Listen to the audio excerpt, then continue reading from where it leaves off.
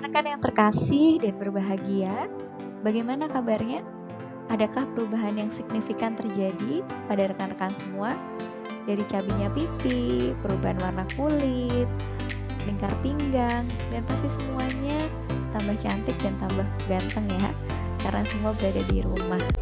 Dan tentunya kondisi ini akan membuat kehidupan kita menjadi lebih baik dengan gaya hidup yang semakin menjaga kebersihan.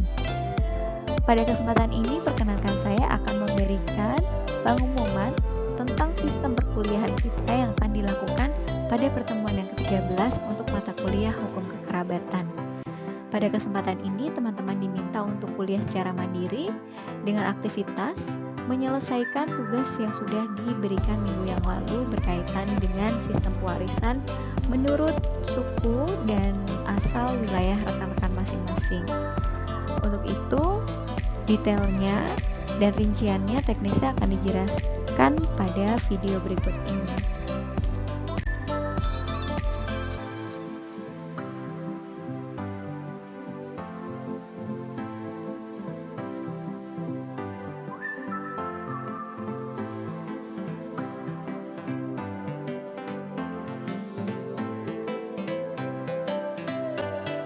Berikut ini akan saya jelaskan beberapa hal yang harus diperhatikan dan harus ada dalam video yang rekan-rekan buat.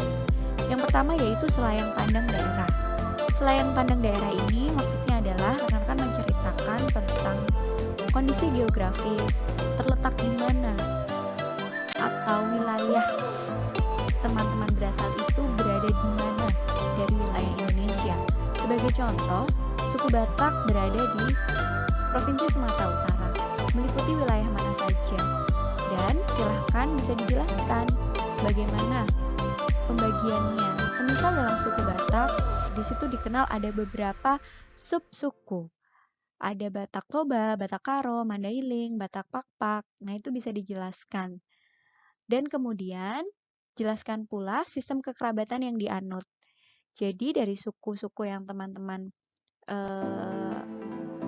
nanti akan jelaskan, silahkan dijelaskan sistem kekerabatan yang dianut seperti apa. Dan jelaskan pula bagaimana perbedaan antara sub-suku yang satu dengan yang lainnya. Sebagai contoh, suku Dayak yang ada di Kalimantan. Antara suku Dayak yang ada di Kalimantan Barat dan yang ada di Kalimantan Tengah pastilah akan berbeda. Kemudian jelaskan unsur-unsur pewarisan, dimulai dari pewaris, ahli waris, dan harta warisan. Siapakah yang berhak menjadi pewaris? Siapakah ahli warisnya? Adakah ahli waris pengganti dalam sistem kekerabatan dari suku rekan-rekan semua? Kemudian, bagaimana kedudukan anak? Bagaimana kedudukan anak angkat? Bagaimana kedudukan anak luar kawin? Bagaimana kedudukan janda? Silahkan rekan-rekan dapat menjelaskan. Serta jelaskan pula harta warisan.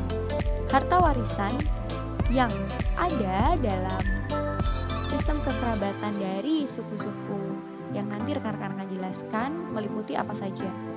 Kemudian proses pewarisan.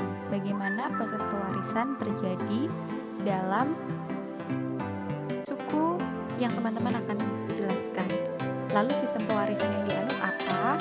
Sistem pewarisan yang dimaksud di sini tentunya sistem pewarisan mayorat, kolektif, ataukah individual, tolong dijelaskan.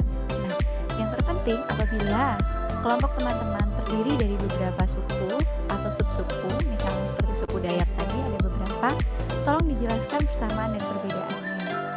Hal ini bertujuan supaya kita semua yang nanti mendengarkan bisa ditambahkan pengetahuannya dan wawasannya terkait bagaimana proses pewarisan yang terjadi pada suku atau wilayah atau asal rekan-rekan semua.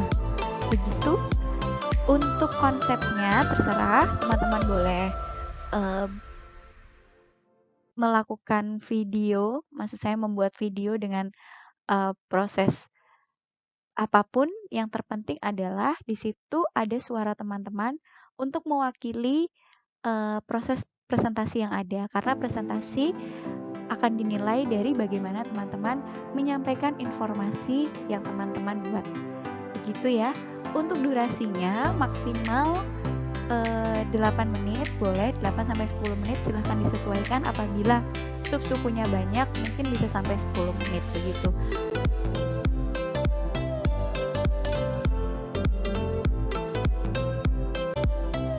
Demikian penjelasan yang dapat saya berikan. Untuk itu dimohon dengan sangat agar rekan-rekan dapat menyelesaikan data yang ada, data kelompok yang ada, supaya dapat diketahui persebaran wilayah dari mana asal rekan-rekan semua. Begitu, selamat mengerjakan, tetap jaga kesehatan, dan kita doakan agar pandemi ini dapat segera berakhir. Untuk aktivitas pada pertemuan yang ke-13 nanti akan di-share di forum.